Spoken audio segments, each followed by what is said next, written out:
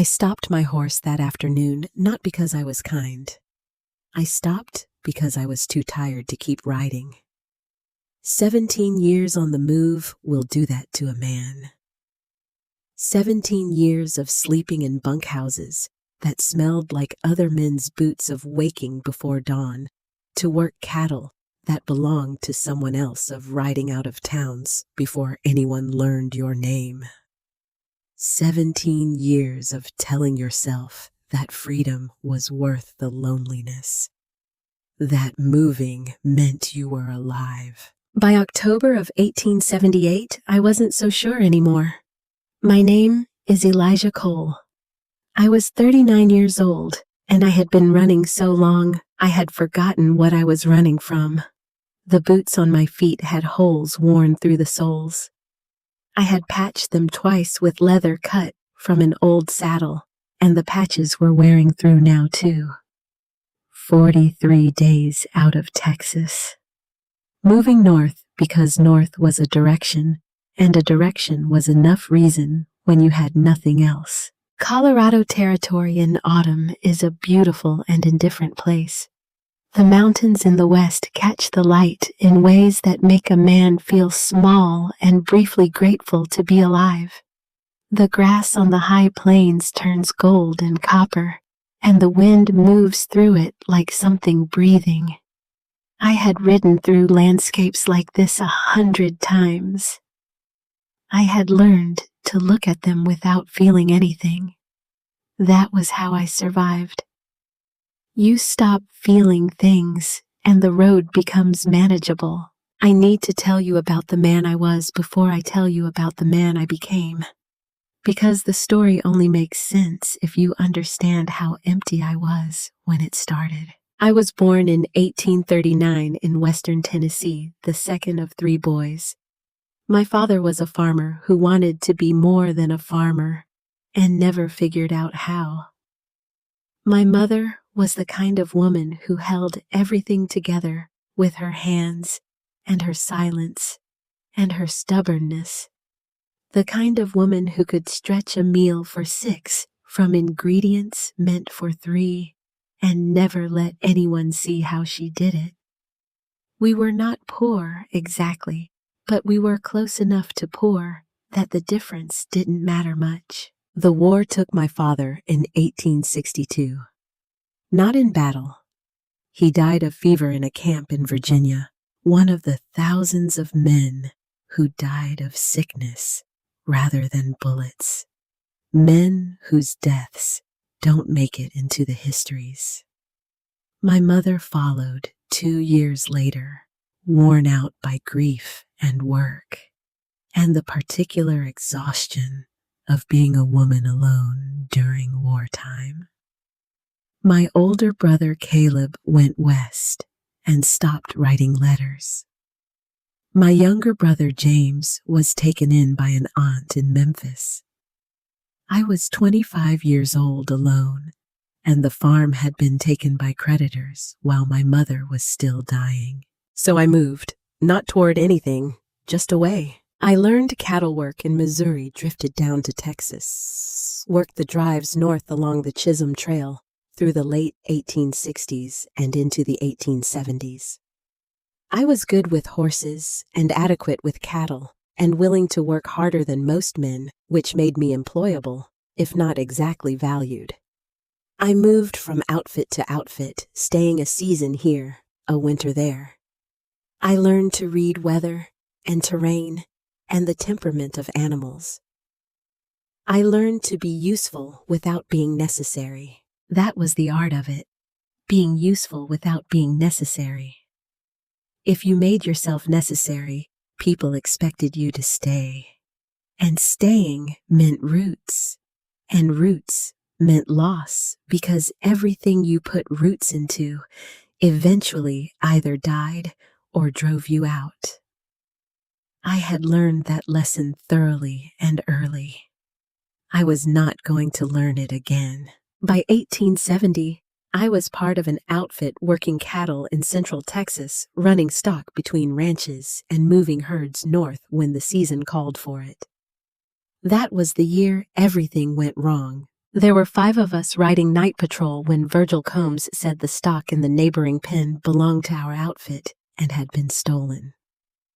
Virgil was older than me by 6 or 7 years. A lean, careful man who spoke slowly and watched everything. He had a way of making the wrong thing sound reasonable. We rode over. The stock was there. And then a man came out of the darkness with a lantern and a rifle and said we had 10 seconds to get off his land. What happened next took less time than it takes to tell it. Virgil fired. The man fell. We scattered into the night like startled birds. I did not fire my gun. I did not touch the man. I did not know Virgil was going to shoot. But I was there. And when a man dies and you were present and you rode away without reporting it, the law does not much concern itself with the fine distinctions of your involvement. I rode hard south that night, and then west, and then north, changing directions the way a rabbit changes directions when it knows something is following. I rode until the horse was spent, and then I walked. I worked my way up through New Mexico territory and into Colorado, taking work where I could find it, staying nowhere long enough to become known. 8 years. 8 years of carrying that night the way you carry a stone in your boot.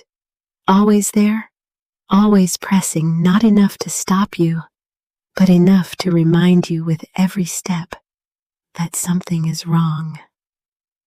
That was who I was on that October afternoon in 1878, when I came over a low rise and saw the ranch below. The place announced its condition from a distance. The gate at the road entrance was hanging from one hinge, leaning at an angle that said it had been that way for months. The fences along the approach were down in 3 places, the posts rotted at the base, or simply fallen over from neglect. The barn was missing boards along the upper section, gaps showing like missing teeth. The roof of the main cabin appeared sound enough, but the porch railing had collapsed entirely on one side. This was a ranch being lost. Not all at once in some dramatic catastrophe, but piece by piece, the slow surrender of a place that had run out of the hands needed to hold it together. I would have ridden past it. I had ridden past 100 places in worse condition and felt nothing beyond a passing recognition that the world was hard and people failed in it. But something made me slow my horse at the gate. That was when I saw her. She was standing 50 yards from the gate beside a collapsed section of fence, and she was trying to lift a fence post that was still attached to 3 others by rusted wire. The post was heavy. The wire was tangled and pulling against her.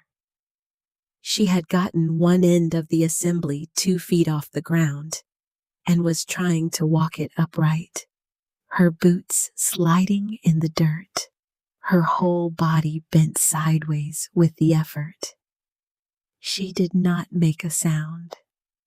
That was what stopped me. A man in that situation would have been cursing, would have been kicking the post, swearing at the wire, making noise that expressed the frustration of fighting something inanimate and losing. This woman was silent, working with the grim, focused silence of someone who has accepted that this is simply what the next few minutes contain, and the next few minutes after that, and the few after those. This is the work. There is no one to hear you complain, so you don't complain. Her dress was blue, or had been blue once. Now it was the dusty, faded color of something that had been washed too many times and worn through too many working days. It was torn along the left side where it had caught on something. Her hair was dark, pinned up in the practical way of a woman who does not have time to think about her hair. But pieces of it had come loose and were falling across her face, and she couldn't push them back because both hands were occupied with the post. There was blood on her hands. I could see it even from where I sat on my horse. Dark against her palms where the rough wood had cut her. She still did not ask for help, did not look up, did not acknowledge that I existed. I dismounted. I tied my horse to the leaning gatepost and walked toward her. She heard my boots on the dry ground and straightened up, releasing the fence post. It fell back with a dull thud. Her hand moved to her hip, not reaching for a weapon. There was no gun there. It was the gesture of a woman steadying herself, bracing the unconscious posture of someone who has learned to be ready for whatever comes. Her eyes found me, brown eyes, very direct. There was fear in them. She was good at hiding it, but it was there. The careful alertness of a woman alone in an isolated place who has just noticed a strange man walking toward her. She was assessing me the way you assess a horse you don't know, looking for the signs. "Can I help?" I said. I kept my voice level and my hands visible. "I don't need charity," she said. Her voice was steady. Whatever she was feeling underneath the voice was steady. "It's not charity," I said. "It's work. You need these posts lifted. I need a place to stop for the night. We both get something we need." She looked at me for a long moment. The wind moved through the dry grass around us. Somewhere in the barn, a horse shifted and knocked against a stall wall. "I'm Margaret Dawson," she said finally. "My husband Thomas owned this ranch. He's been dead 2 years. The tools are in the barn." She said it the way you state a fact you have stopped being surprised by. Not asking for sympathy, not offering explanation, just providing the relevant information so we could proceed to the work. We spent the rest of that afternoon on the fence. Margaret knew what she was doing. She had done this before or tried to, and she directed the work with a quiet precision that told me she had been running this place alone long enough to understand every part of it. She showed me where the posts needed to go, which sections of wire were still salvageable, and which needed to be cut away and replaced. She worked beside me, not watching from a distance, not deferring to me simply because I was larger and a man. By the time the light started failing, we had repaired 40 feet of fence line. We didn't talk much, just necessary things. "Hand me that wire. This post needs to go 6 inches deeper. Watch the tension on that end. The communication of people working together, practical and spare." But I noticed things. The way she knew exactly where every tool was returning each one to its place, with the automatism of someone for whom order is a survival strategy. The way she moved around the horses in the barn with quiet confidence, speaking to them in low tones that settled them without drama. The way she paused once, just for a moment, looking out at the western mountains as the light went gold on them, and something moved across her face that she quickly put away. She was not a woman who indulged in being overwhelmed. She saved that for somewhere private if she did it at all. When it was too dark to work safely, she invited me inside. The cabin was small, 2 rooms, but everything in it was cared for. The floor was swept. The dishes were clean and stacked. A worn rug lay in the center of the main room, and it had been brushed recently, and the lamp on the table had clean glass.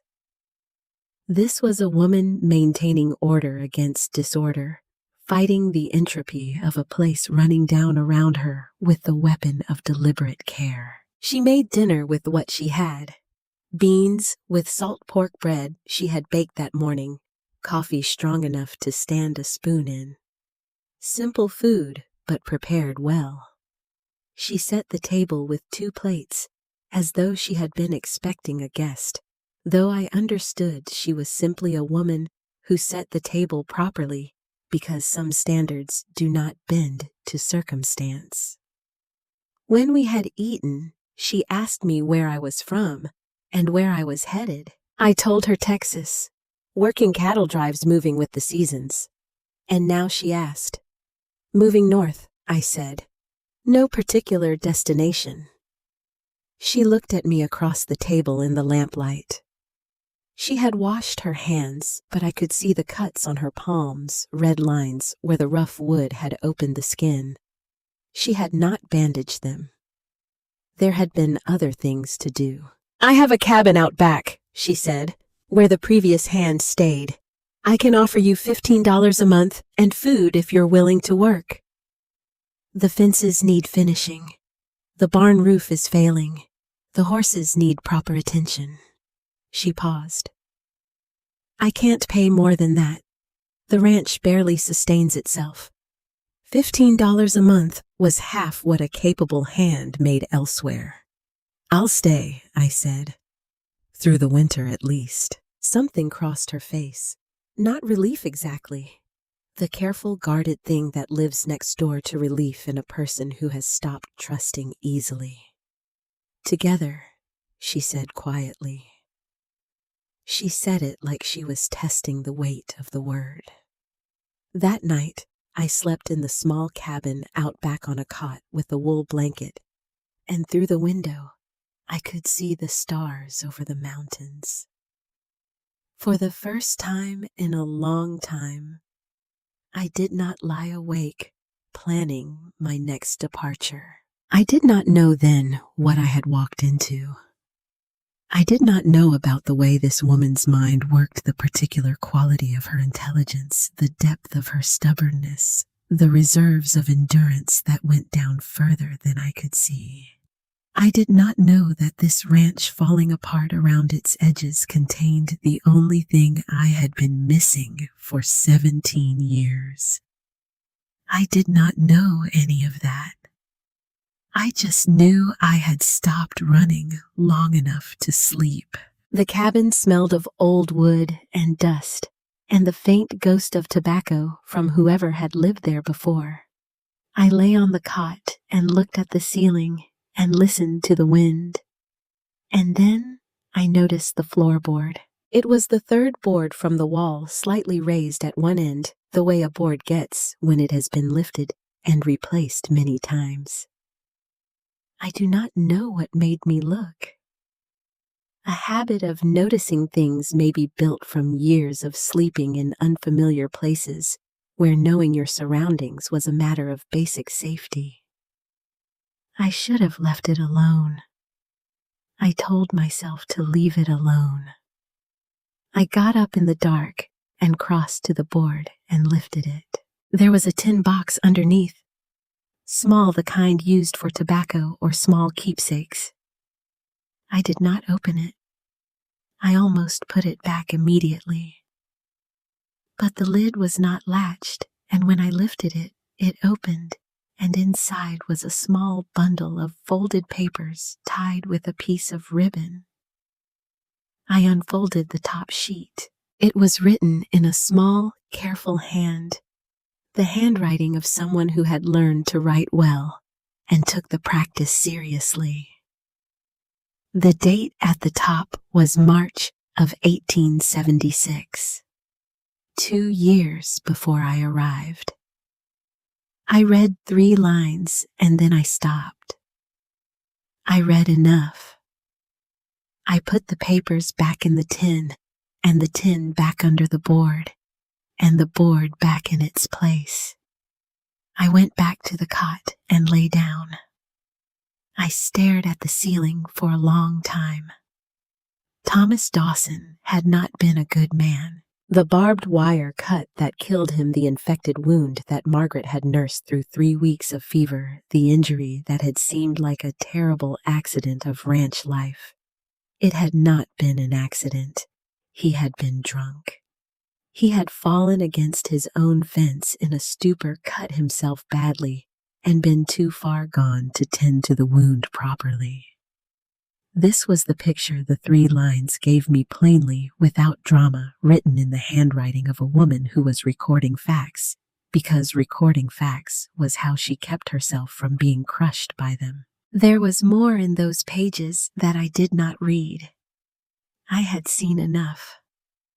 I thought about Margaret's hand going to her hip when I walked toward her, not reaching for a gun, steadying herself, bracing.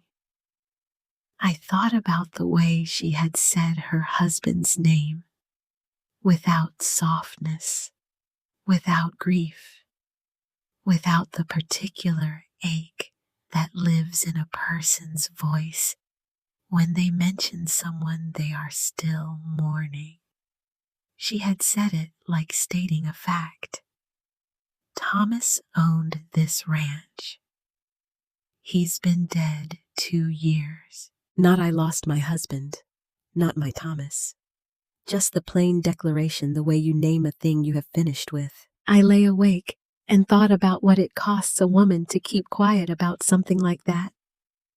To nurse a man who has hurt you through 3 weeks of fever and hold his hand while he dies, and then stand up and face the ranch and the creditors and the coming winter alone, carrying the knowledge of what he was telling no one. Because there is no one to tell, and because telling would accomplish nothing, and because you are the kind of woman whose survival depends on not being crushed by what cannot be changed. I put the board back.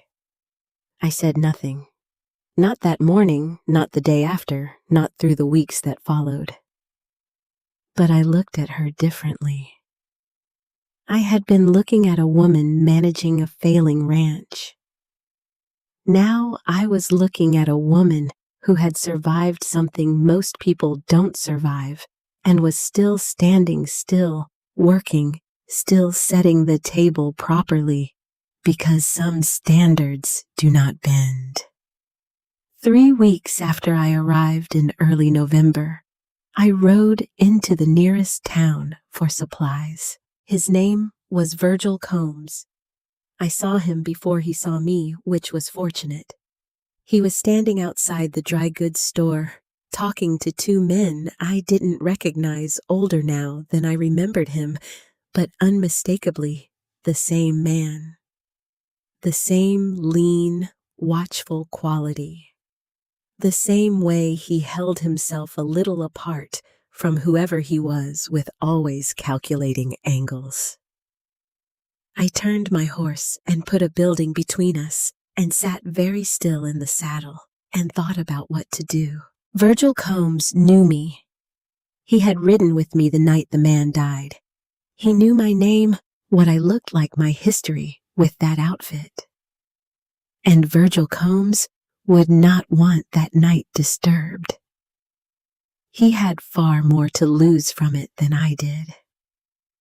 He had fired the gun. I had simply been present. I rode out of town the long way and got back to the ranch as the sun was dropping behind the mountains. I did not sleep well that night. He found me 4 days later. I was mending harness in the barn when I heard a horse come into the yard. I came out, and there he was, sitting easy in the saddle, looking at the ranch, with the calculating assessment of a man who is pricing things. "Elijah Cole," he said. "I'll be damned." "Virgil," I said. He climbed down from his horse. He was in his middle 40s now, his face more deeply lined, but the eyes were the same, sharp and patient. The eyes of a man who waits. "Quite a setup you've got here," he said, looking around. He did not mean it as a compliment. He was noting the vulnerability of the place, the isolation, the absence of anyone else. "It's work," I said. He looked at me for a long moment, long enough that I understood the conversation was not going to be what I might have preferred. "I know a man named Garrett Holloway," Virgil said. "He owns the large spread north of here. He's been interested in this property for some time. The widow won't sell to him. He's been patient about it, but his patience has limits." I said nothing. "You've got a history that could cause you problems, Elijah. You and me both know that." Virgil paused.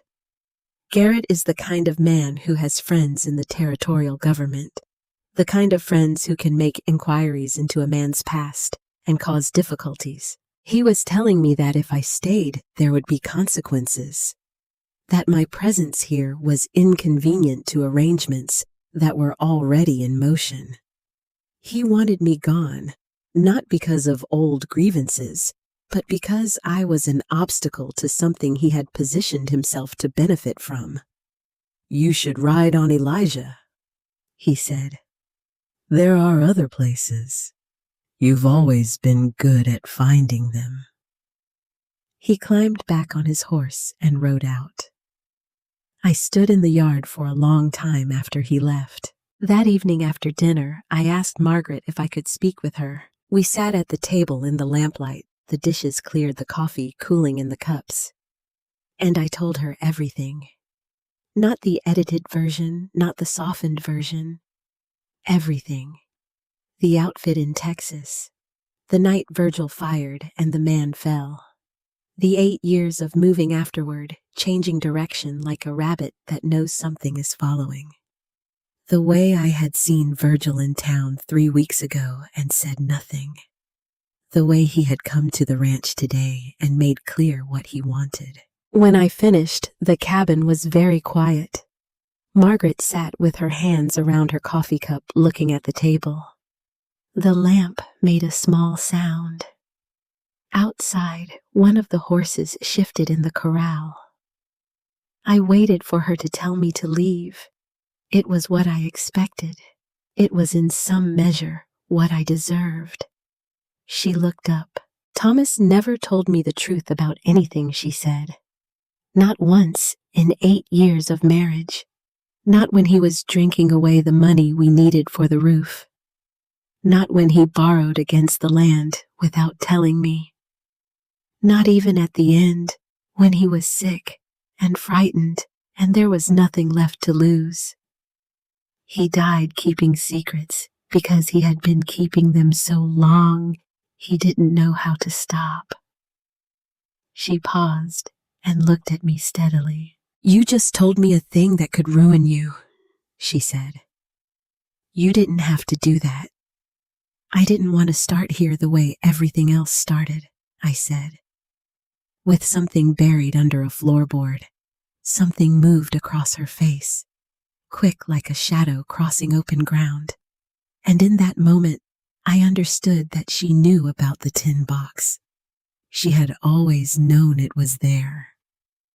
She had been waiting, perhaps, to see what kind of man would do with what he found there. "I told you about Thomas," she said quietly, "in the only way I knew how to. I wrote it down because I had no one to tell it to, and I needed it to exist somewhere outside my own head.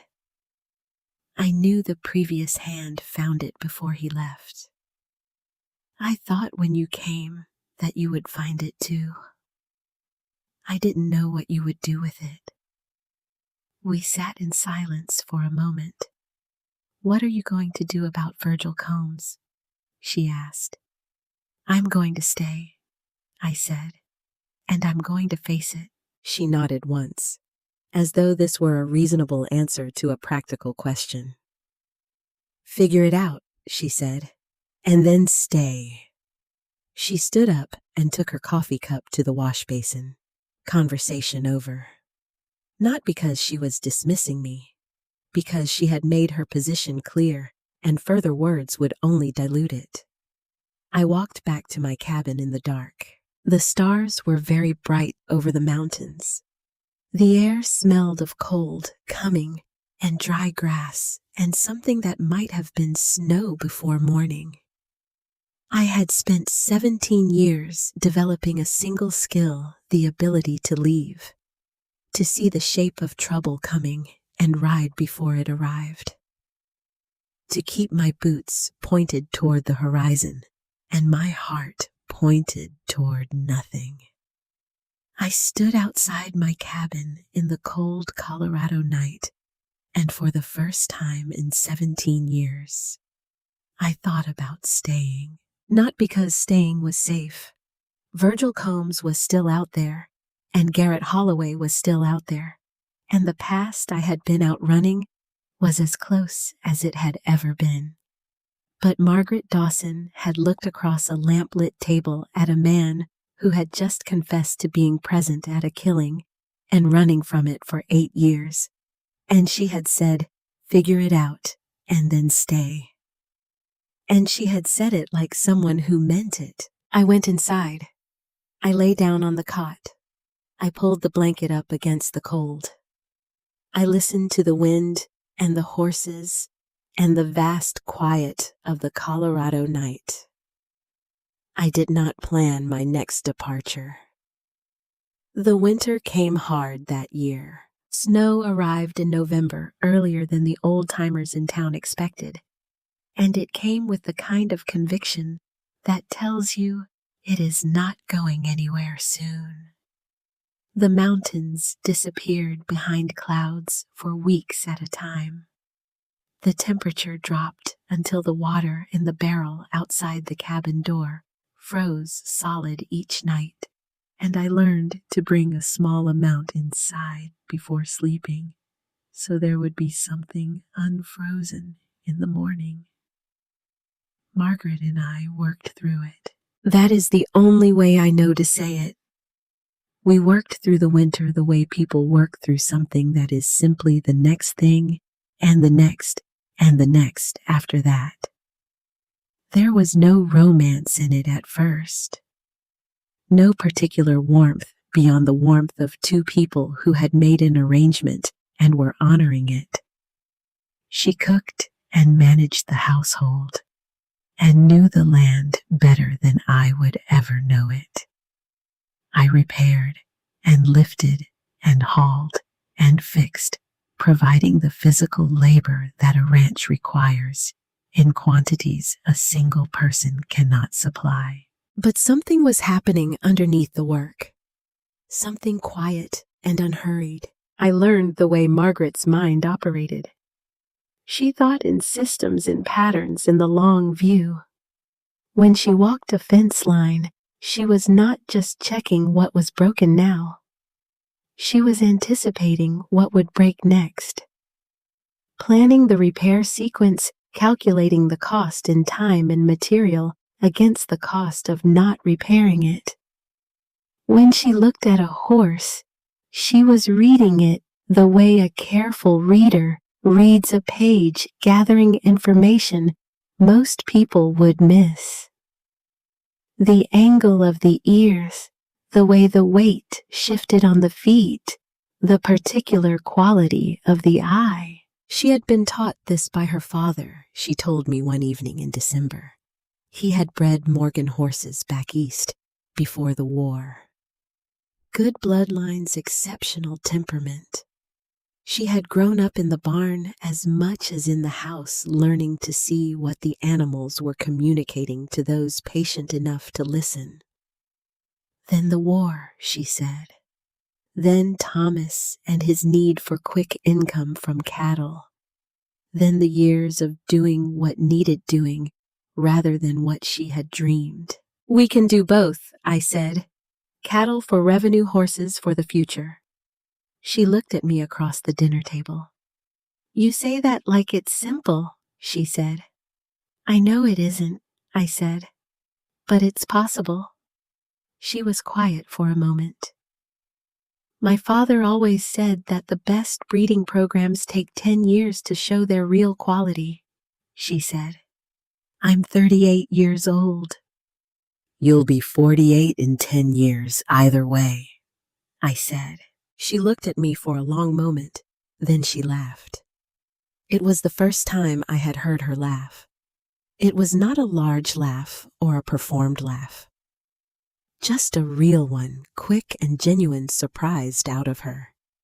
It changed her face entirely. By February, the worst of the winter was behind us, and the fences were repaired, and the barn roof had been fixed with lumber I had hauled from town in 3 separate trips.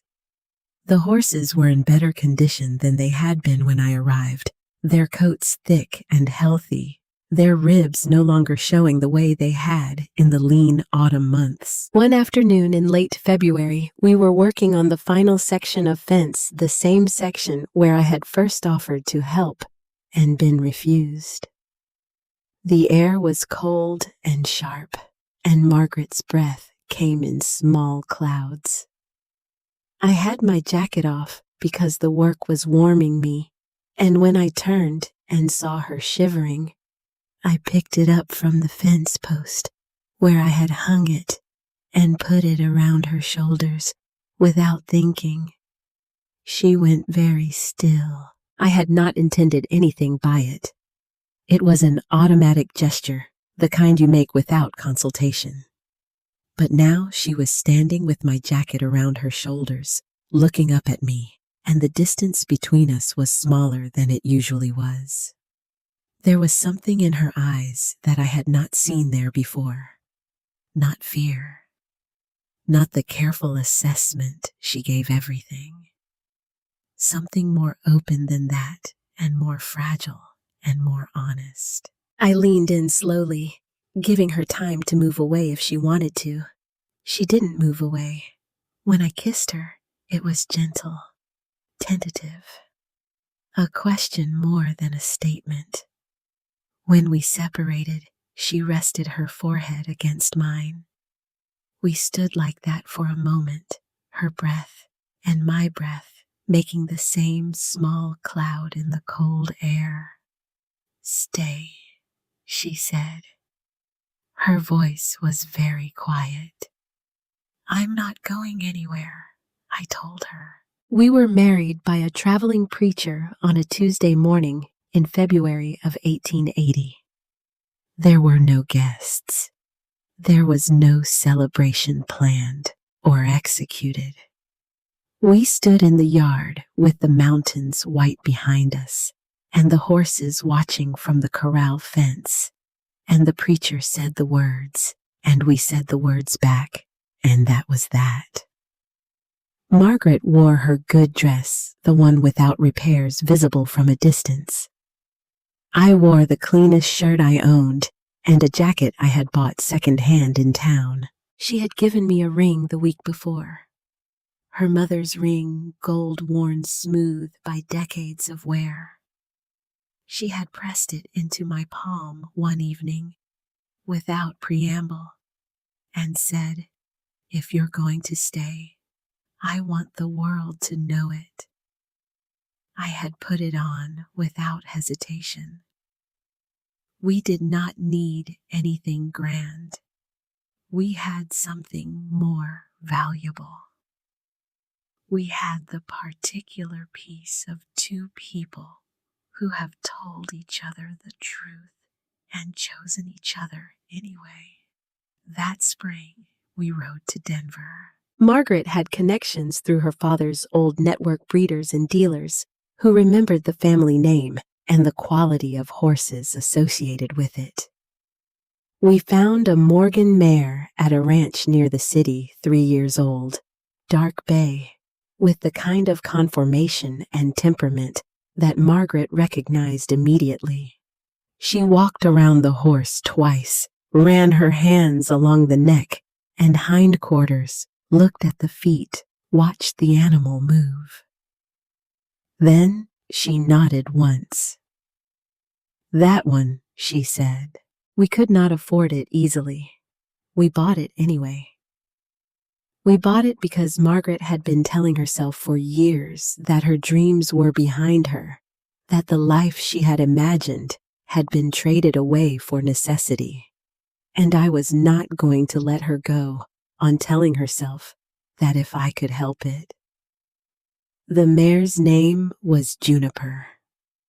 She became the foundation of everything that followed. The years after the wedding were the years of building. Not dramatically, not quickly.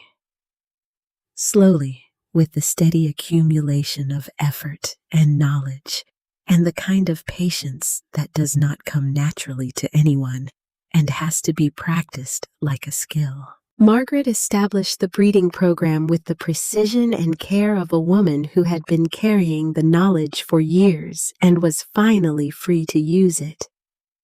She corresponded with breeders in Missouri and Kentucky, learning bloodlines, tracking qualities across generations, building on what she knew with what she could learn.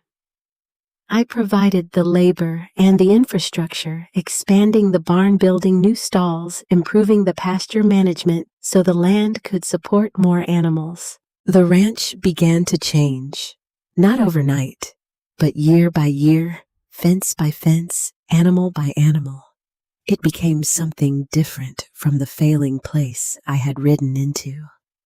It became something that had a future. And then, in the spring of 1883, Virgil Combs came back. I had not forgotten about Virgil. A man does not forget a thing like that. But the months had passed, and then the years, and he had not appeared. And I had begun to allow myself the dangerous luxury of thinking perhaps he had moved on. Perhaps the threat had dissolved on its own. He came on a Thursday afternoon when I was in the far pasture, and Margaret was alone at the house. She told me about it that evening, sitting at the table with her hands folded and her voice level, because Margaret's voice was always level when she was telling you something that had frightened her. A man named Virgil Combs came to the door, she said. He said to tell you that Garrett Holloway sends his regards and that he hopes you have given serious thought to your future plans. She looked at me steadily. He's connected to Garrett now, I said. They've found each other. She nodded. I already told her about Virgil from the beginning, and she had carried that knowledge quietly for 5 years. She did not ask me to remind her. She simply said, "What does Garrett Holloway want with Virgil?" "What he's always wanted," I said. "This land. And now he has someone who can give him a way to pressure me off it." Margaret was quiet for a moment. Then she said something I had not expected. "I have been thinking about this since the day Virgil first came to the ranch," she said. "That was 5 years ago. I have had time to think." She looked at me. "Garrett Holloway has wanted this land since before Thomas died," she said. "You should know something about Thomas that I haven't told you. He borrowed money from Garrett before he died.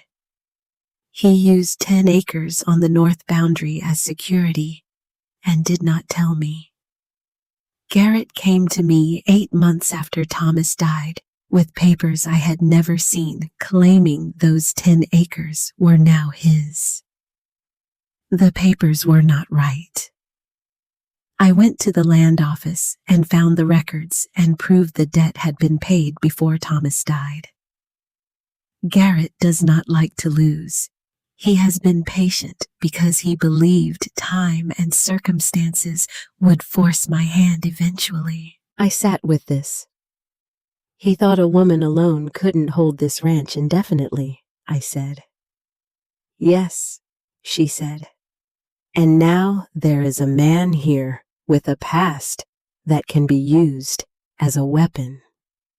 So Garrett has found Virgil, and Virgil has found Garrett, and together They believe they have something. The attack came the following month. Garrett Holloway arrived one afternoon with 2 men behind him riding up to the house with the unhurried confidence of a man who has already decided how the conversation ends. He was large, well-dressed for the territory, with the careful grooming of someone who wants you to know he has money, and the patience of someone who has learned to wait for what he wants.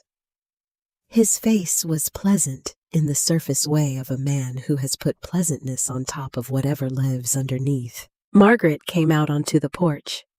I stayed inside the door where I could hear without being immediately visible. Mrs. Cole Garrett said. Or Cole now, is it? Congratulations on the marriage. What do you want? Garrett Margaret said. I want to offer you a fair price for this land, he said. I've always wanted to offer you a fair price. I think you know that this ranch, as fine as it is, requires resources during uncertain times that a family operation may not always be able to provide.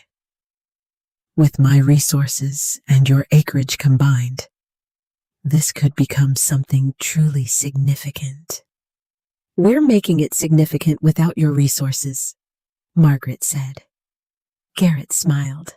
The pleasant surface of it did not reach his eyes. I've come into some information recently, he said. About your husband, his background, his history down in Texas. He paused deliberately. I don't think you want that information circulating in the community. It could make things difficult. For both of you. For the business you're building. Margaret was quiet for a moment that stretched long enough to make Garrett shift slightly in his saddle. Then she said, Give me 2 weeks. Garrett looked mildly surprised. 2 weeks for what he said. To consider your offer properly, she said. A decision like this deserves real consideration. Surely you agree? 2 weeks, he said, and rode away. She came inside and looked at me. I need you to trust me, she said. Always, I said. And I meant it without qualification. For the next 2 weeks, Margaret wrote letters. She rode to town 4 times. She visited the courthouse. She visited the land office. She visited the office of a lawyer in a town 20 miles east who had handled land disputes in the territory for 2 decades. She came home each evening and said little about what she had done, and I asked nothing because I had said I trusted her, and I did. On the 13th day, she sat across from me at dinner and laid it out. She had compiled a complete record of every financial transaction Thomas had made involving the land, including the original debt to Garrett and the payment that had settled it. She had obtained a sworn statement from the bank in Denver, confirming that payment in full.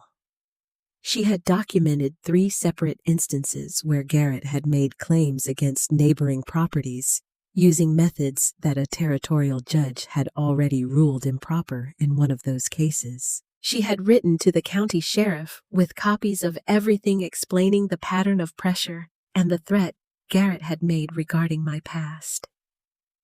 She had written to the territorial land commissioner as well, and she had consulted the lawyer about my situation specifically, about Virgil, about the night in Texas, about what the law actually required of a witness who was present but did not act and did not fire. The lawyer's opinion, she said, is that your exposure is limited. You were present.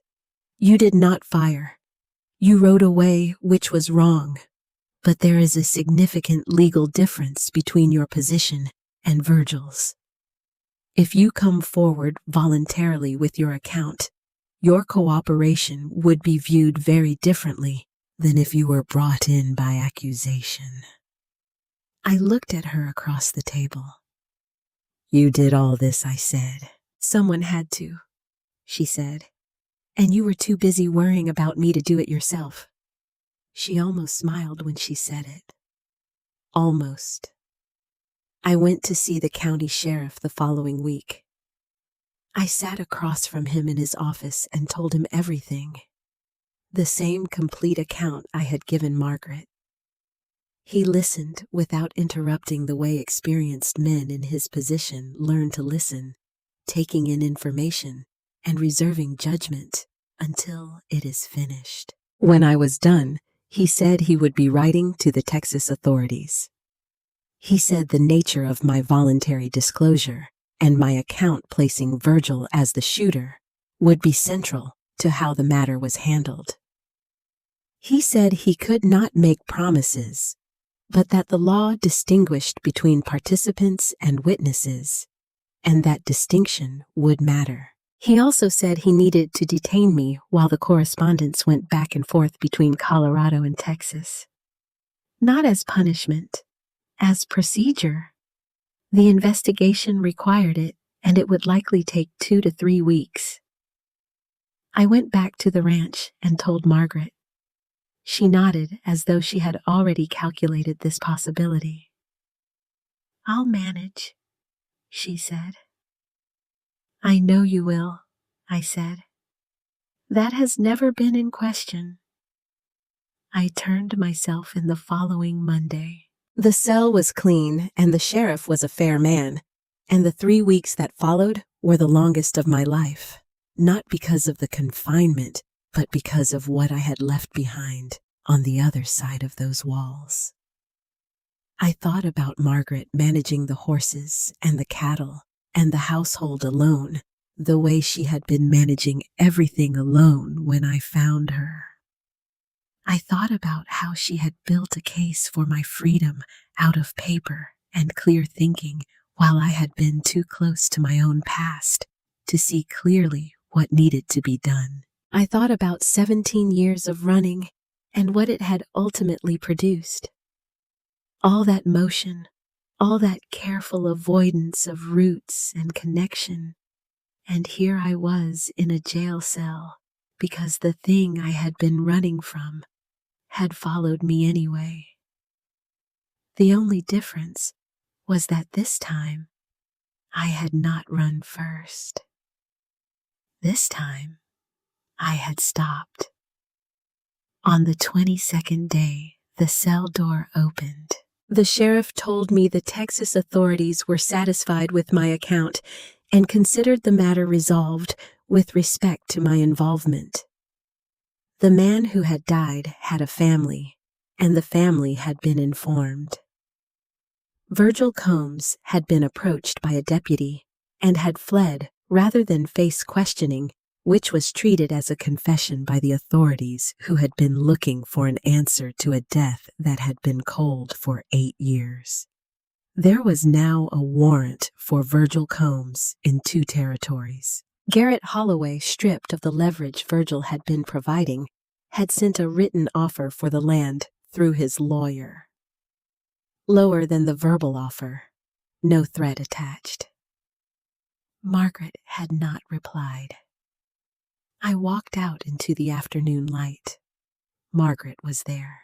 She was standing beside my horse holding the reins. She had ridden in that morning apparently and waited the rest of the day. She was wearing her practical coat, her hair pinned up the way she wore it for working days, and she looked at me with those direct brown eyes and did not say a word. She held out the reins. I took them. We rode back to the ranch in the late afternoon light without speaking. Not because there was nothing to say. Because some things do not need saying to be fully understood between 2 people who have chosen to see each other clearly. That evening, I tried to thank her. She stopped me before I got 3 words out. "You stopped when you could have kept riding," she said. "I did what needed doing. That's all either of us did." She turned back to the stove. I stood in the kitchen doorway and looked at her and understood something that had been slowly approaching for 2 years without quite arriving. I had spent my entire adult life believing that needing someone was the same as being diminished by them. That requiring help meant something had gone wrong in your construction. That the correct posture toward the world was a self-contained one, reliant on nothing and no one moving before anything could take root and be lost. Margaret had walked into a sheriff's office on my behalf and built my freedom from letters and documentation and the clear-eyed force of her intelligence. And I did not feel diminished by it. I did not feel rescued in the way that humiliates. I felt known. That was the word for it. Known. She had seen the whole of it, the past and the fear and the years of flight, and she had not flinched.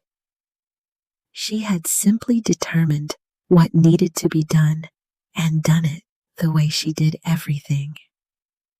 The way she had always done everything. I was 44 years old, and I was only just beginning to understand what love actually looked like from the inside. The years after that were years of a different kind, not without difficulty. Life at that scale and in that country was never without its complications and demands. But they were years without the shadow of Virgil Combs, without the grinding pressure of Garrett Holloway's patience, without the weight of a past that had been following me through 8 states and 17 years. The breeding program flourished. Margaret's Morgans developed a reputation that spread through the territory the way real quality always spreads, by word of mouth between people who know what they are looking at. By 1886, we were getting inquiries from ranchers in neighboring territories asking about our bloodlines and our methods. By 1888, we had expanded the barn twice and had more requests than animals to fill them. And then in the spring of 1884, 3 children came down from a wagon in our yard. The news had come through the network of ranchers and townspeople that connected even the most isolated places in the territory. A settlement 30 miles south had been struck. 3 children had survived by hiding in a root cellar through the long hours of what happened. Cormac was 7 years old. Whitfield, who we would call Whit from the start, was 5. Lavinia was 4. There were no relatives who could be located. There was no one to take them and nowhere for them to go. Margaret heard about it on a Tuesday. "We're going to get those children," she said that evening. It was not a question. It was not the opening of a discussion. It was a statement of what was going to happen, delivered in the tone she used for things she had decided at a level deeper than the one where arguments operate. I said, "Margaret, we've never." She said, "I don't care. We have the means. We have the room. We have love to give. That is what matters. Those children have lost everything. We can at least give them a home." That was the end of the discussion. The legal process was slow, requiring letters to territorial authorities and a trip to the county seat and weeks of waiting while paperwork moved between offices. But by the middle of May, the wagon arrived. 3 small figures climbed down from it. Cormac was the oldest, dark-haired and serious, with eyes that had seen too much and a mouth pressed into a line that was too controlled for a 7-year-old's mouth. He looked at the ranch with the assessing gaze of a child who has learned not to trust that any new place will last. He held himself apart, contained, waiting to see what this place would reveal itself to be. Whit was different in every way. Even at 5 years old, even with whatever had been knocked loose inside him by what he had witnessed, there was a physical energy about him that wouldn't quite stay contained. He stood in the yard and looked at the horses in the corral, and something came into his face that was stronger than his grief briefly, just briefly. He took one step toward the fence before stopping himself, as if he had remembered that wanting things led to losing them. Lavinia held Cormac's hand and looked at nothing in particular and did not make a sound. She would not speak for a month. Margaret moved around these children the way she moved around a horse she did not know, carefully, patiently, without pressure or expectation. She gave them space and time and the steady presence of someone who was going to be there tomorrow and the day after, regardless of whether they were ready to believe that yet. She let them help in the barn when they wanted to. She held them when the nightmares came. And in those early months, there were many nightmares without demanding explanations for them or trying to talk them away. I watched her do this and thought about the particular kind of strength it requires. To hold that much of other people's pain without letting it collapse you. To be present for grief without being consumed by it. The children healed.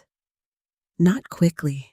Not without setback, not without the kind of backward steps that make you wonder if forward movement is possible at all. But they healed. Cormac began to follow Margaret through the household and business operations with the same systematic attention she gave to everything.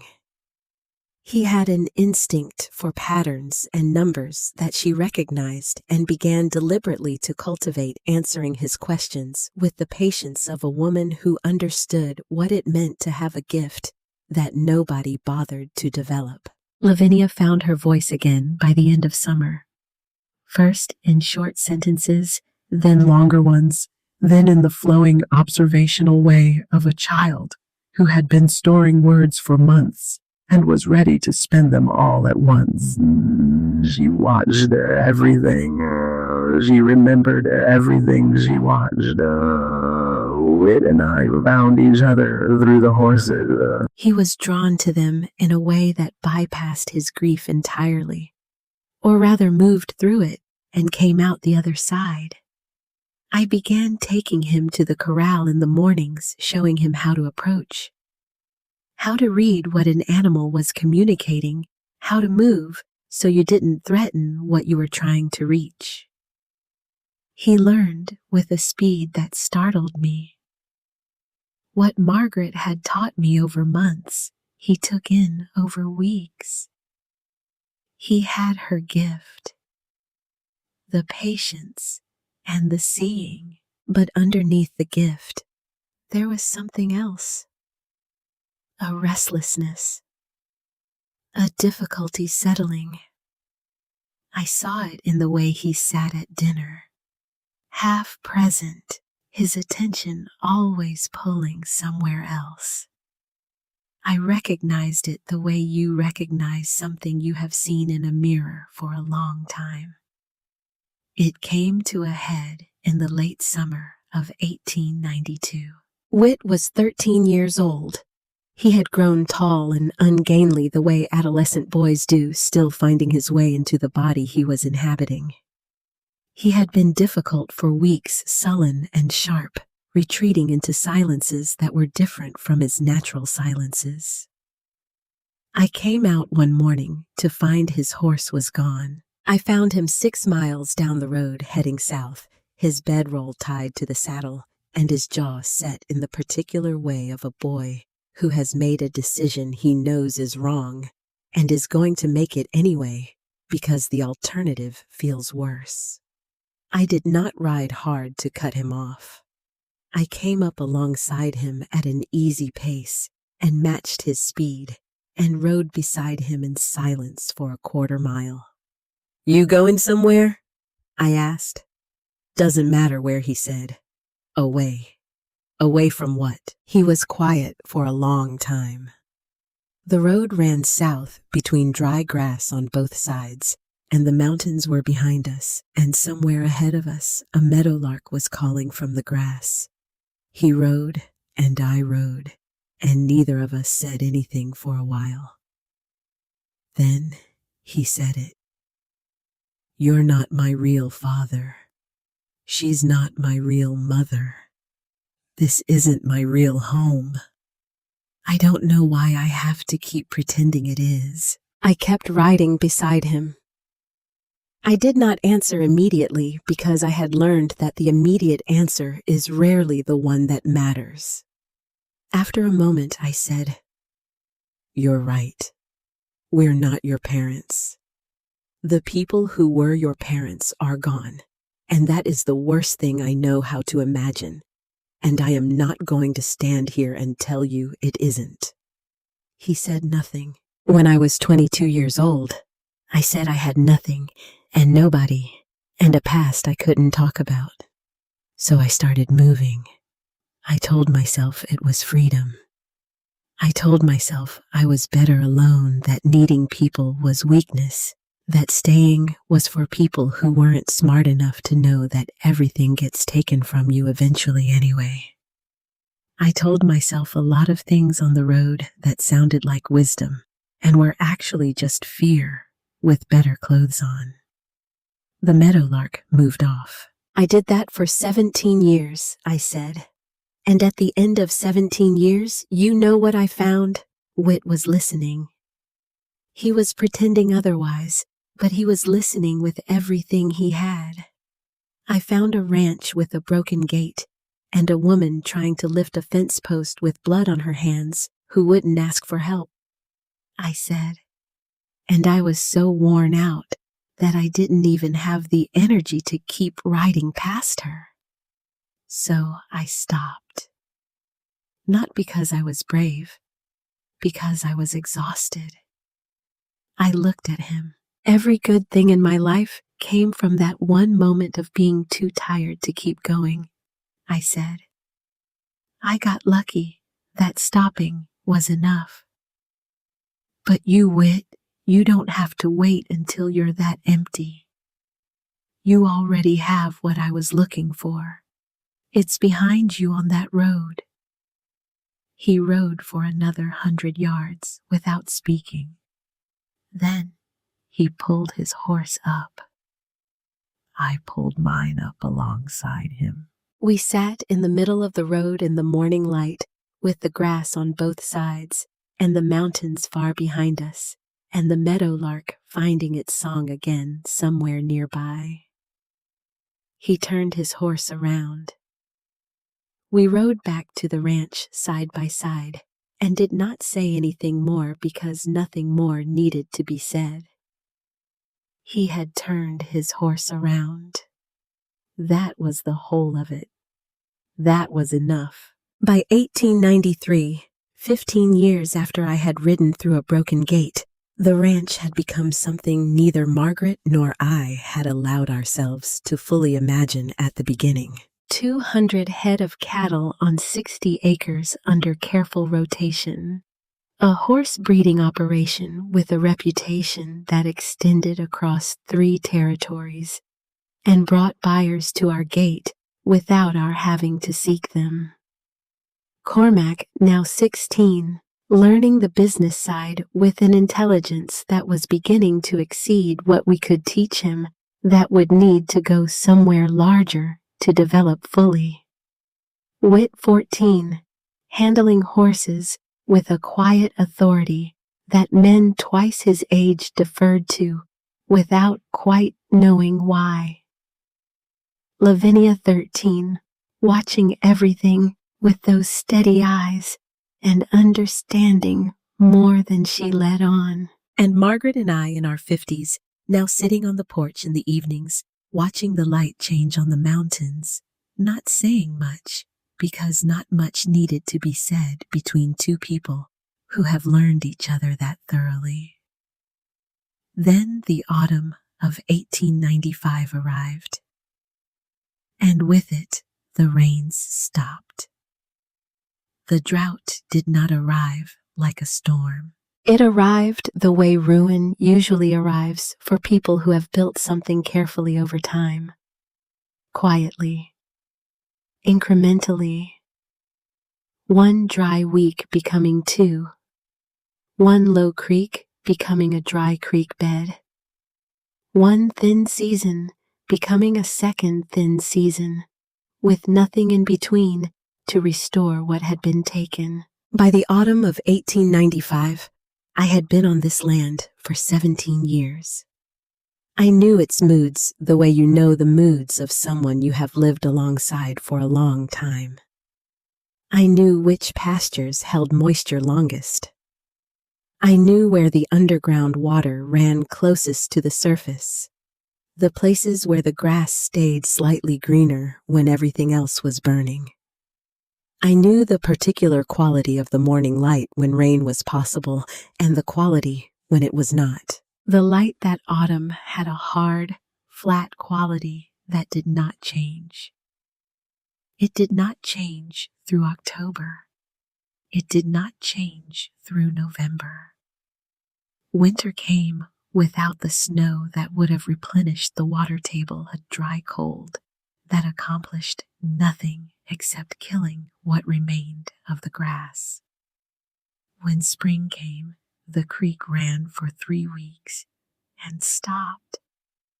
I stood at the edge of the dry creek bed in April of 1896 and looked at the cracked mud at the bottom and understood what we were facing. The cattle were the immediate problem. 200 head require water in quantities that cannot be improvised. We began hauling water from the town well in the wagon, a brutal and expensive process that was not sustainable. The horses were more manageable, their needs smaller, but the storage barrels were not being replenished. We sold cattle, not because we wanted to, because there was no alternative. We sorted the herd with the particular grief of people who have raised animals and know what each one represents in terms of years and care and careful decisions, and we sold the ones we could least afford to lose at prices that would have been insulting in a better year. Garrett Holloway came in June. He did not come himself. He sent a man with a letter which told me something. He had learned from previous experience that appearing in person at this ranch produced results he did not prefer. The letter was courteous and brief. It expressed sympathy for the difficulties of the current season. It noted that prolonged drought placed strains on family operations that larger enterprises were better positioned to absorb. It offered to purchase the land and improvements at a price that was insulting, dressed up as reasonable. Margaret read the letter at the kitchen table. She folded it carefully along its original creases. She put it in the stove. We watched it burn. Neither of us said anything. Some communications deserve only silence in return, and silence in this case was the complete answer. But the drought did not care about our resolve. The cattle we had kept were growing thin. The horses were maintaining barely because Margaret and I were both going without in order to make sure they had enough. The breeding program we had spent 16 years building represented everything we had worked toward, and it required the animals to survive the present in order to have a future. I began digging the first well in July. I chose the location based on everything I knew about the land, the topography, the places where moisture persisted in the vegetation even in dry years. I dug by hand, going down 8 feet 10-12. The earth was dry all the way. I hit rock at 14 feet and nothing else. We filled the hole and I chose another location. Margaret did not watch me dig. She had too much else to manage the horses and the remaining cattle and the household and the correspondence she continued to maintain with buyers and breeders who needed to know we were still here and still operating. She managed the business of survival while I attacked the earth, looking for what we needed beneath it. The second well went to 15 feet before hitting rock. At night, Margaret and I sat on the porch in the dry heat and were mostly quiet. The stars were brilliant in the drought sky. No clouds to obscure them. The Milky Way spread all the way across from horizon to horizon. Beautiful and indifferent, the way this country always was at its extremes. She was not sleeping well. I could hear her in the night moving through the cabin going out to the porch. Sometimes I got up and went out to sit with her. Sometimes she needed the solitude more than the company, and after 16 years, I had learned to tell the difference. One night in August, I went out and found her in the porch chair, her hands in her lap, looking at the dark land. The moon was up the dry grass, silver in it. The mountains black shapes against a sky full of cold stars. I sat down beside her. After a while, she said, "You should go, Elijah." I did not answer immediately. "You've put 17 years into this land," she said. "Everything you had, you put into this place and into this family. But underneath everything, this is still the burden I came into this life with. I won't hold you to a sinking thing. I won't be responsible for pulling you down with it." I looked at her profile in the moonlight, the line of her jaw, the set of her mouth. 56 years old, and still carrying herself with the same posture she had carried when she was trying to lift a fence post alone in a torn blue dress. The posture of a woman who has decided she will not be crushed, even if it kills her.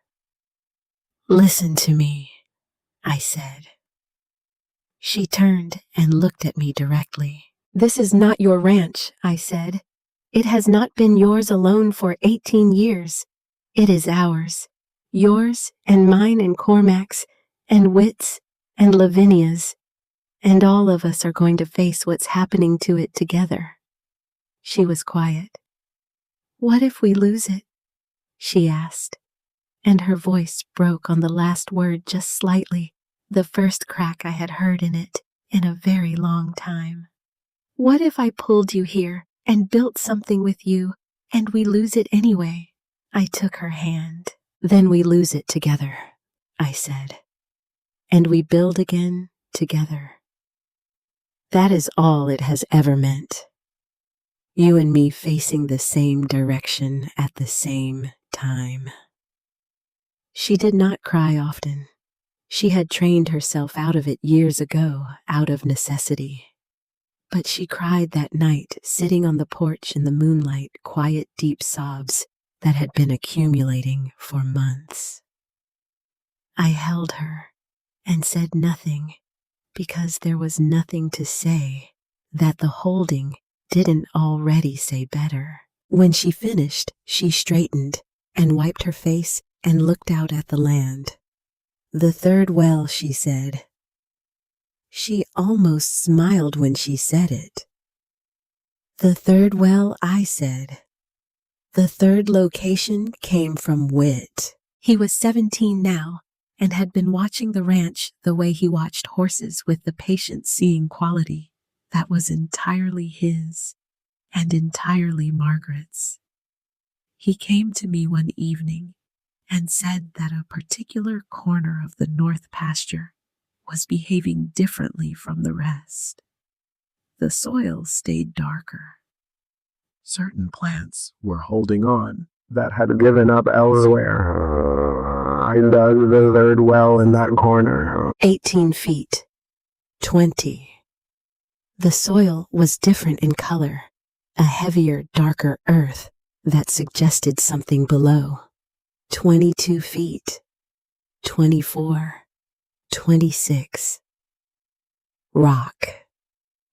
I sat at the bottom of a 26-foot hole in the August heat and pressed my hand against the rock and felt nothing moving beneath it. I climbed out. Witt was waiting at the top, the way he had been waiting at the top of every well since I started.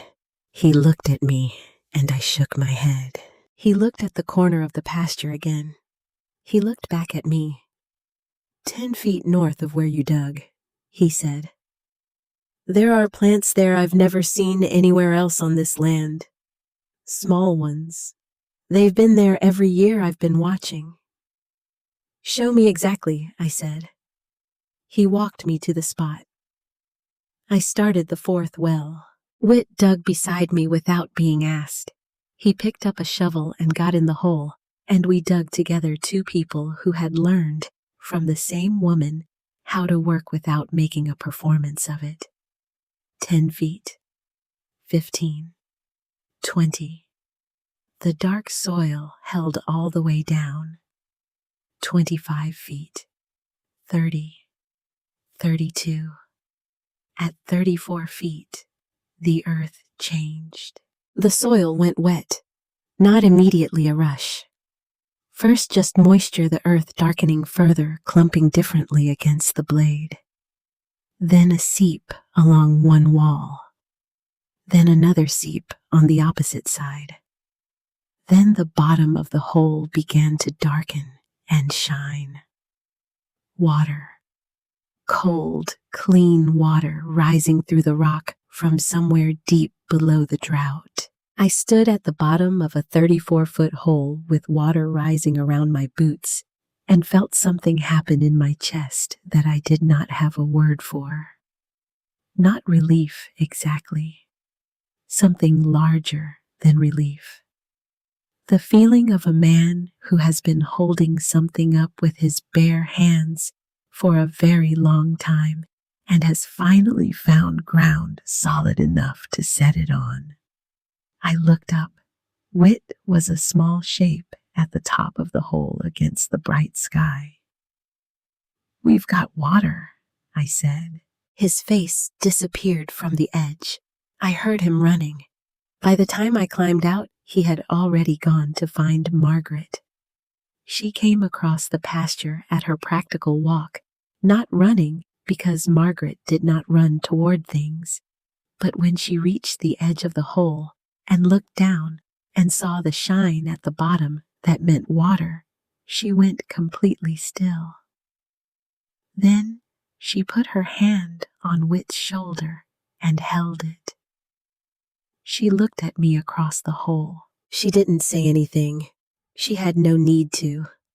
Everything that needed saying was in the way she looked at me, which was the way she had been looking at me for 16 years, and which I hoped to have the privilege of receiving for whatever years remained. But Garrett Holloway was not finished. 3 days after we found the water, 2 of his hired men came to the north pasture while I was in the barn, and Cormac was doing the morning accounts in the house. Cormac was 18 years old that summer. He had grown into a young man of deliberate movement and careful speech who noticed everything and responded to very little impulsively. He was riding the north fence line on a routine check when he came across 2 men dismantling the wooden water diversion channel Whit and I had built to carry the flow from the new well to the irrigation troughs. He told me later that he did not think before acting. He simply rode toward them and told them to stop. There were 2 of them, both grown men, and they looked at the 18-year-old on horseback with the easy contempt of men who work for someone with resources and have rarely faced consequences personally. One of them told Cormac to ride on. Cormac told them again to stop what they were doing. One of them knocked him off his horse. He got back up. They knocked him down again. He was on the ground when Whit and I came over the rise at a run. I do not remember the ride across that pasture clearly. I remember arriving and putting myself between Cormac on the ground and the 2 men standing over him. I remember Whit arriving beside me, not behind me, the way he had been arriving beside me for years, without ever quite making a statement of it. "I want you off this property," I said. "Now." The larger man looked at me with the particular contempt of someone who has not yet understood what he is looking at. "Garrett Holloway says this water flows through his territory. First," he said, "he's got rights to it." "This well was dug 34 feet into our land," I said. "The water comes from our land. The channel you are destroying was built on our land. You are destroying our property while standing on our land without permission.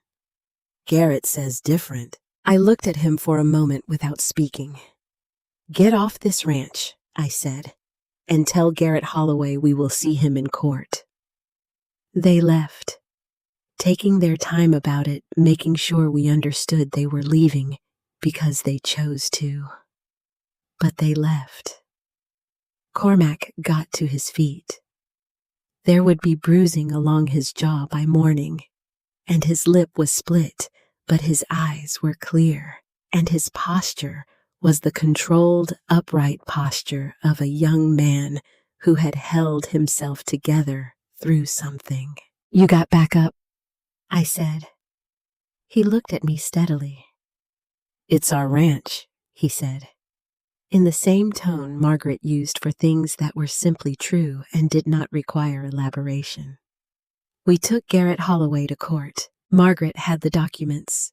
She always had the documents. Every land survey, every water rights filing, every financial record that touched this property had been organized in Margaret's system since before I arrived, and in the 18 years since she had added to it, with the same meticulous care she brought to everything. The water rights for the new well were unambiguous. The property lines were unambiguous. The documented pattern of Garrett's attempts to pressure and manipulate was by this point extensive. The judge ruled in our favor within 3 weeks. Garrett Holloway sold his northern holdings the following season and moved his operations to Wyoming. Through the network of neighbors and townspeople, we heard he had made the same kind of arrangements there and had encountered similar resistance from the people already on the land. He was not the kind of man who learned from losing. He was the kind who looked for easier ground. He was simply gone. After 20 years of patient grinding pressure, of arriving at our gate with offers and threats wrapped in courteous language, Garrett Holloway was gone. I found out on a Tuesday. Margaret found out on Thursday when she rode to town. When she came home and told me, we sat at the dinner table for a moment in silence. Then she said, "Well," and I said yes. And that was sufficient. The rains came in the spring of 1897. Not dramatically, not in the way of stories where the sky opens and the heavens provide in a single glorious downpour that resolves everything. They came the way good things had always come in our life together. Gradually. A day of light rain in March, the first real moisture in nearly 2 years, the smell of it on the dry earth, almost shocking in its intensity after so long without. Then another day the following week. Then a week of intermittent showers in April that coaxed the first pale green out of the ruined pastures. By May, the creek was running again.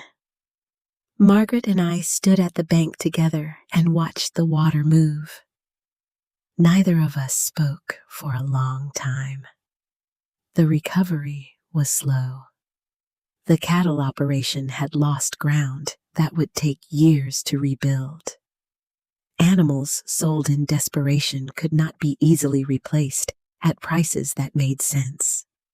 The pastures needed seasons of recovery before they could support the numbers we had run before. But the horses were intact. The breeding program was intact. The bloodlines Margaret had spent 16 years selecting and refining were sound. The reputation we had built was still there, holding in the minds of the buyers and breeders who had been waiting to see if we would come through. We rebuilt. By 1899, Cormac was 22 and had taken over the business operations of the ranch with a completeness that sometimes left me standing in my own kitchen, feeling like a visitor in a place he had made more efficient than I ever had. He had Margaret's systematic intelligence, and something she did not have in quite the same measure, a ease with the social dimensions of commerce, a fluency with negotiation and the language of business relationships. He handled buyers and correspondence and financial planning with the confidence of someone who had been doing it for 20 years, not 2. Whit was 20. He ran the horse operation with a quiet, complete authority. He consulted me still with the genuine courtesy of someone who respects experience, but the decisions were his, and the results spoke clearly. Margaret's knowledge had passed into him fully, and he had added to it with what he had discovered himself in the years of working alongside her. Lavinia had married in 1898. Her husband was a man named Aldous Marsh, a rancher from the valley to the east, steady and capable and deeply respectful of what Lavinia was and where she came from. He was the kind of man who understood that the woman he was marrying had been shaped by something rare, and he valued what that shaping had produced.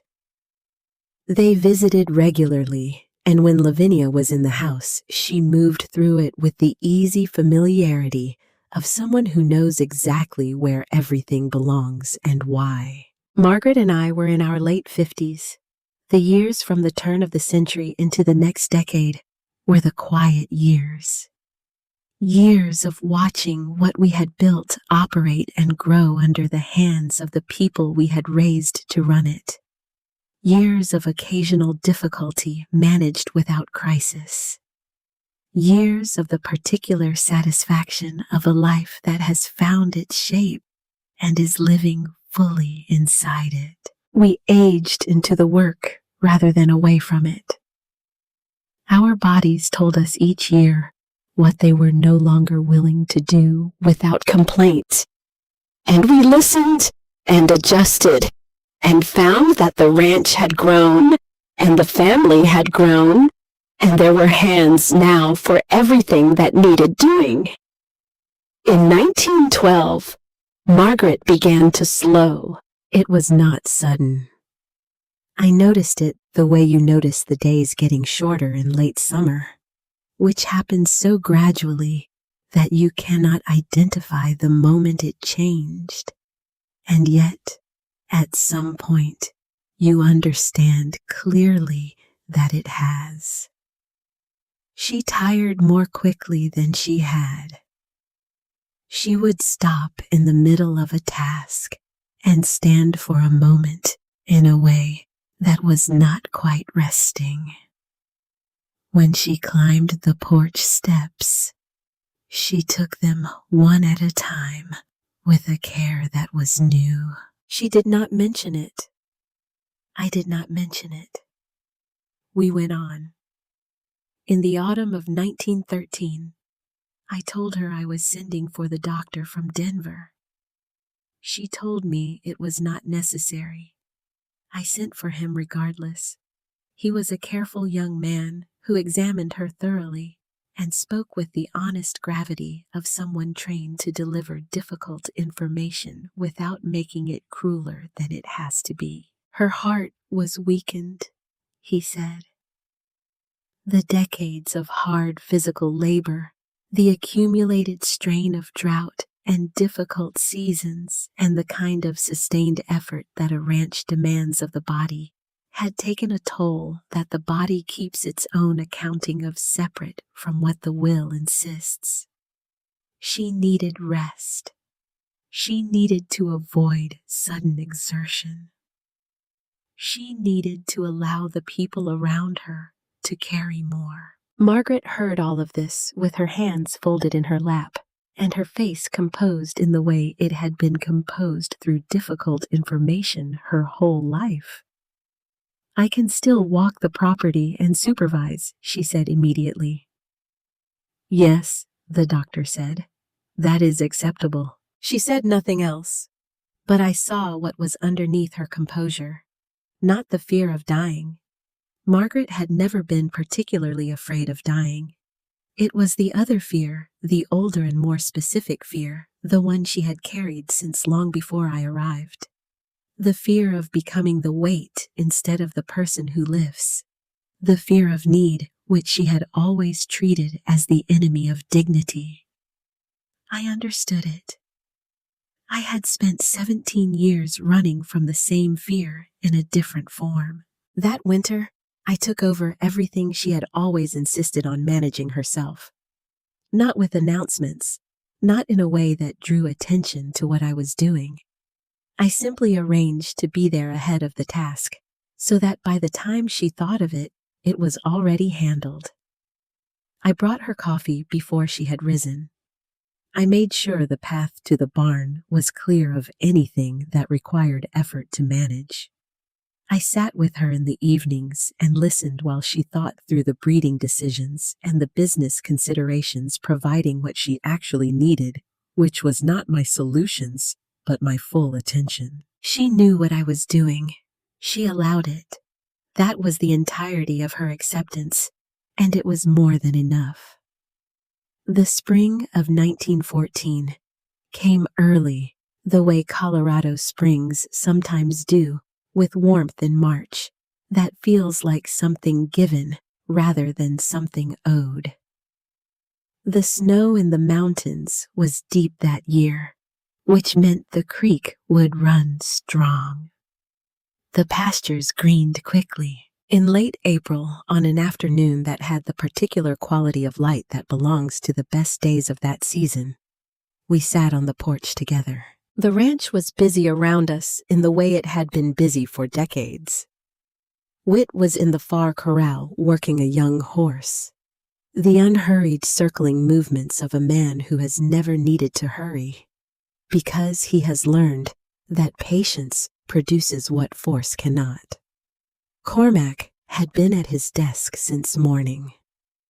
I could hear Lavinia's voice from inside the house talking with her daughter, our oldest grandchild, who was 4 years old and had Margaret's eyes and her habit of watching everything before she said anything. Margaret was holding my hand.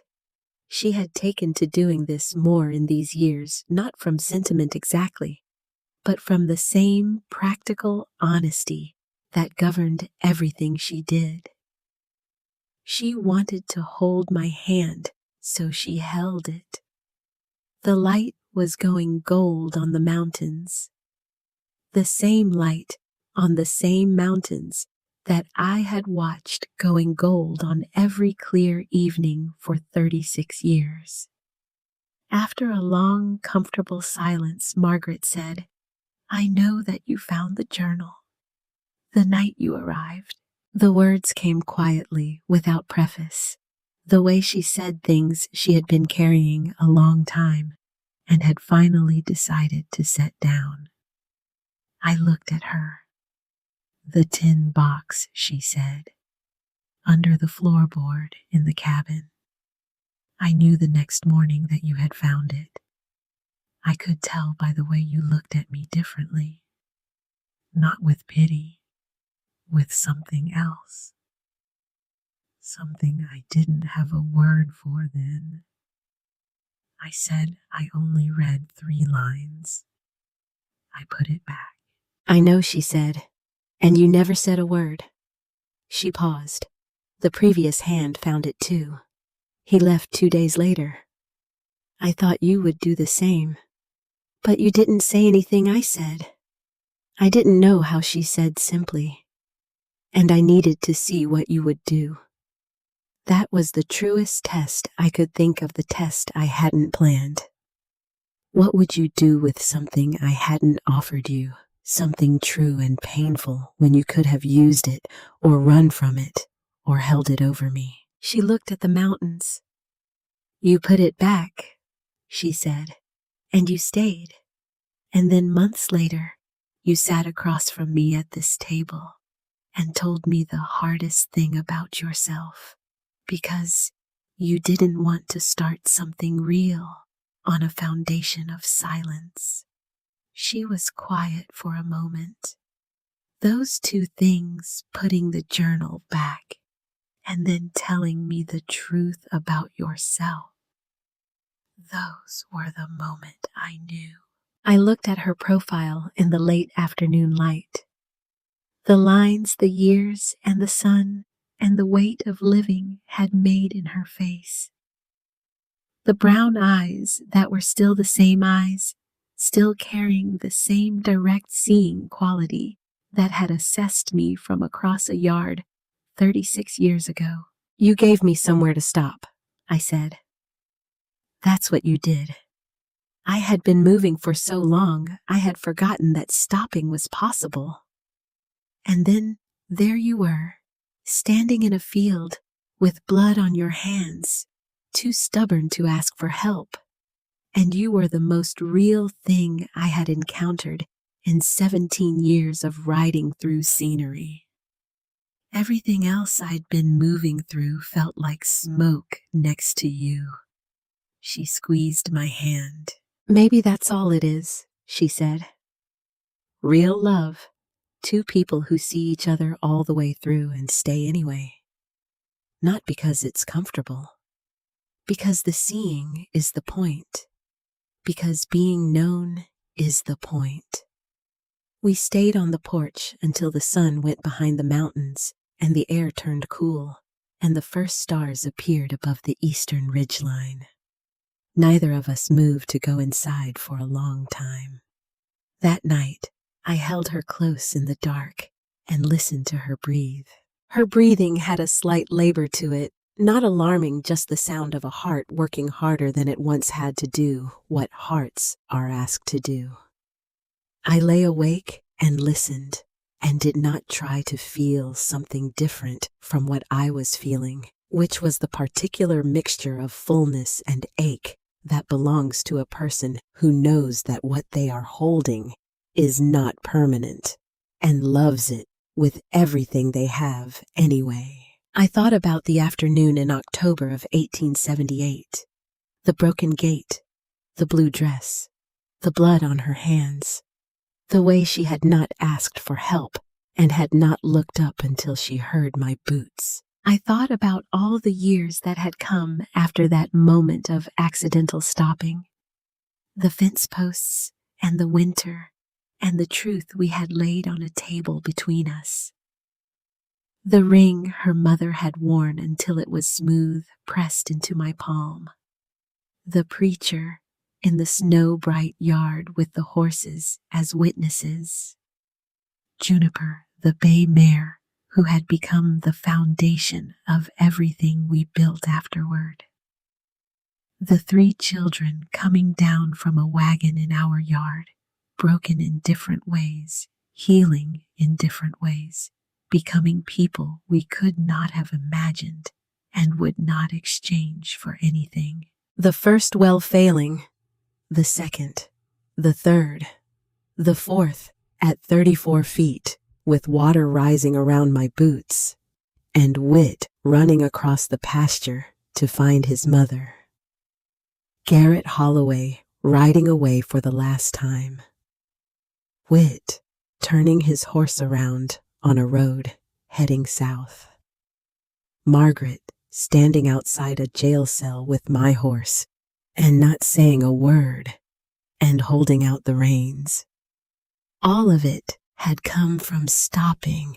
Every good thing I had in my life had come from the one afternoon I was too tired to keep riding.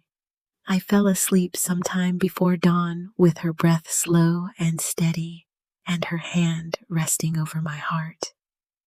In the morning, she did not wake up. She was lying exactly as she had been when I drifted off her head against my shoulder, her hand over my heart. She looked entirely at peace. The lines of her face relaxed into a stillness that was different from sleep, more complete, the expression of someone who has finished a long and difficult and worthwhile piece of work and set it down. The doctor said it was her heart. He said there had been no pain. He said the body had simply gently stopped the way things stop when they have done everything they came to do. He was kind.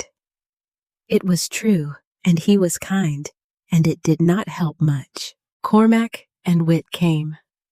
Lavinia and Aldous arrived before dark with their children. We sat together in the house where Margaret had made strong coffee and set the table properly and held the line against disorder for 36 years. And we were quiet together because this was a grief that did not ask for words from any of us. We had all been made by the same hands. We all understood what we had lost. We honored it with silence, which was the thing Margaret herself would have done. The ranch continued. Cormac managed it. Whit ran the horses. Lavinia came often and brought her children and her husband and her quiet watching presence that had been watching things on this land since she was 4 years old. The grandchildren grew up knowing the names of horses and the shape of the mountains and the particular quality of work that this land had always required. But I did not last long after Margaret was gone. 3 months. That was what I had in me after she left. Not from illness exactly. My body was simply no longer particularly interested in continuing without her in it. The doctor might have called it something specific. The people who knew us called it what it was. I had spent 36 years with my life organized around her presence, and without her presence, the organizing principle was gone. In those 3 months, I sat down at the table each morning with pen and paper. I wrote down everything I have told you here. I wrote it because I wanted it to exist somewhere outside my own failing memory. Because Cormac and Whit and Lavinia deserved to know the full account of where they had come from and what had been built around them and what it had cost and what it had given.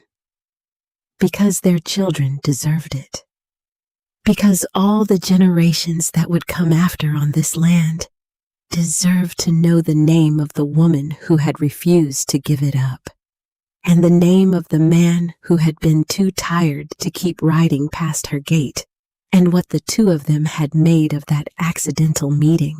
Because Margaret Dawson deserved to be known, not as a legend or an abstraction, as herself, as the woman who set the table properly, even when she had almost nothing to set it with.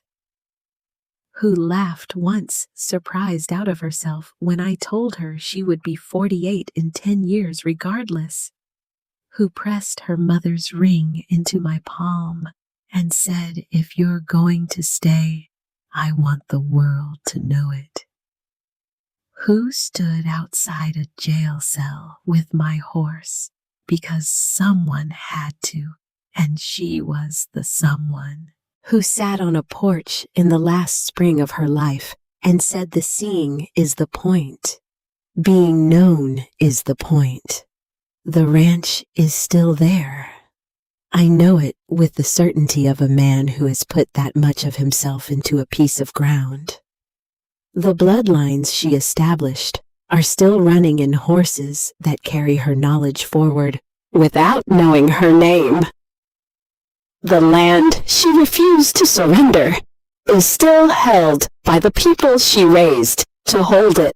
What I am most proud of is not the land or the horses or what Cormac built with the business or what Whit made of the breeding program beyond anything we had imagined. I am most proud of the way love moved through this family like water through good soil, going everywhere, becoming part of everything, changing the composition of the ground it moved through. Our children looked for partners willing to work beside them. They looked for people who understood that love is not an emotion you feel and coast on, but a practice you maintain through the hard seasons, through the drought and the failed wells and the nights on the porch. When someone says, "You should go," and the only right answer is, "This is not yours to carry alone." They learned that from watching us. That is what Margaret and I built that will outlast the land records and the horse bloodlines and the fences we repaired together on an October afternoon in 1878. A way of loving, passed forward, still going. If I could say one thing to the people who come after it, would be this: stop when you can keep riding. Not because you are kind, not because you are brave. Stop because the things worth having are not found in motion. They are found in the willingness to be still and present and known. Be the person who stops. Be the person who stays when staying is hard. Be the person who digs the fourth well after 3 have failed, not because you are certain, but because the person beside you needs you to try one more time. That is what love looks like. Not the feeling, the practice. I stopped my horse that afternoon, not because I was kind. I stopped because I was too tired to keep riding. But what I found when I stopped was everything.